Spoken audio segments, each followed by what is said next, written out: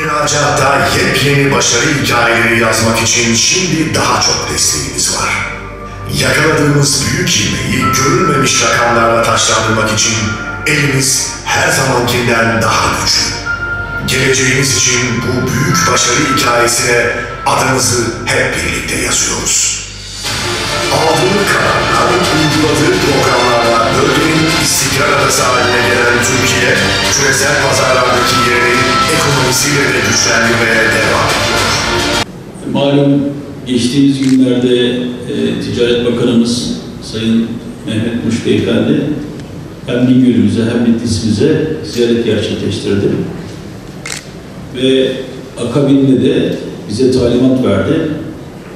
Biz de gelerek böyle bakanlıktan, Ticaret Bakanlığı'ndan geniş bir heyetle, ki ben İhracat Genel Müdürüyüm, işte Gümrükler Genel Müdür Yardımcımız, İş Ticaret Genel Müdür Yardımcımız, ürün güvenliği, esnaf ve sanatkarlar Genel Müdür Yardımcılarımız ve diğer arkadaşlarımız, İhracat Genel Müdür Yardımcımız hep buradayız. Ve hem işte bu filmde de gördünüz, özellikle son dönemde ihracata ve ihracatçıya verdiğimiz destekleri şöyle bir anlatmak istiyoruz. Sonrasında da kürsüde tüm arkadaşlar çıkacağız. Münferit sorularınız varsa bunları elimizden geldiği kadar cevaplayarak bakanlığımızın sunduğu hizmetleri sizlere anlatmaya çalışacağız.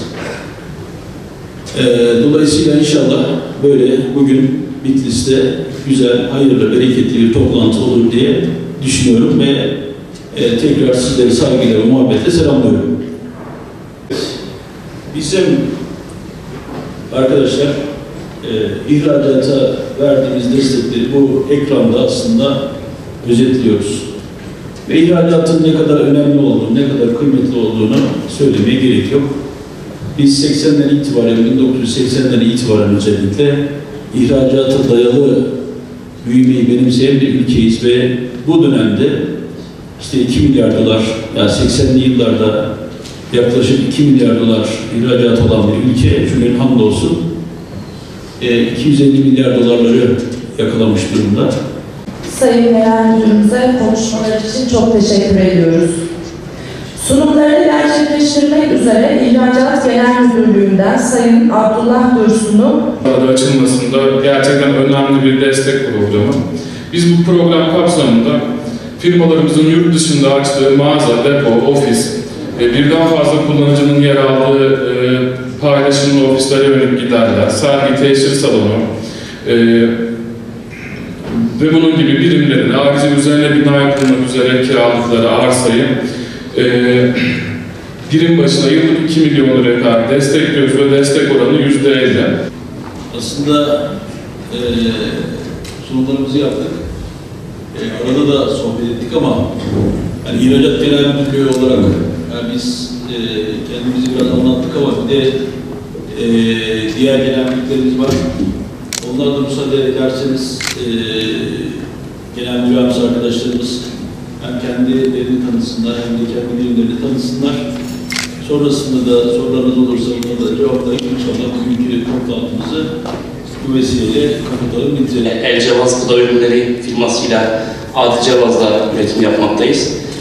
Biz ceviz reçeli üzerine bir üretim yapmaktayız. Devletimizin vermiş olduğu destekler doğrultusunda 2008 yılında kapasitemizi yükseltip kendi çapımızda böyle 500-600 metrekare bir fabrika kurup üretime başladık. Türkiye'nin her tarafına ürün vermekteyiz. Yalnız şöyle bir ihracat, Doğu Anadolu İhracatlar Birliği'ne de üyeyiz aynı zamanda. Şöyle bir sıkıntımız var, biz online'dan satışımız var, yurt dışında da satışlarımız oluyor. Geçen yıl biz Erbil'e bir ürün gönderdik ama kendi üzerimizden gönderemedik. Çünkü göndermekte sıkıntı yaşıyorduk. Urfa'ya gönderdik, Urfa'da bir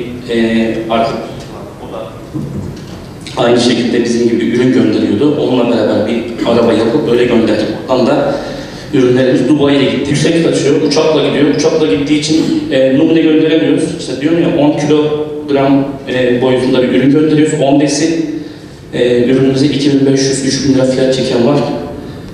numune bile gönderemiyoruz yani şu anda. Mesela Dubai'ye birkaç tane otele ürün gönderdik.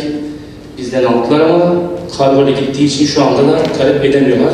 Pahalı olduğundan dolayı. Genç Polat Orman Ürünleri, tüfek dipçi ihracatı ve ithalatı yapmaktayım. Bizim sorumuz şu, ben gelen gümrük beyannamesinin mesela %40'ını bozma zorunluluğu. Bizdeki tek sorun bu. Çünkü ben ithalatla yaptığım için bu bizim için büyük bir sorun. Ben tekrar döviz almak zorunda kalıyorum. Burada da yani bilmiyorum, sürekli dile getiriyorum. Geçen bakan geldiği zaman ben o zaman da dile getirdim.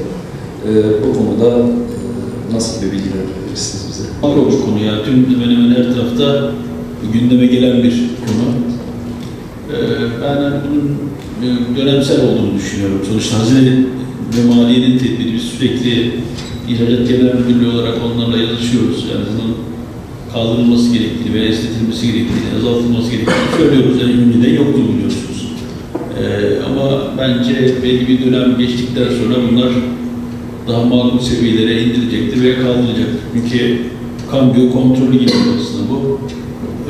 İnşallah bakalım şu süreç sonrasında değişecektir. Yani bunu biliyoruz ve her seviyede de bu aktarılıyor.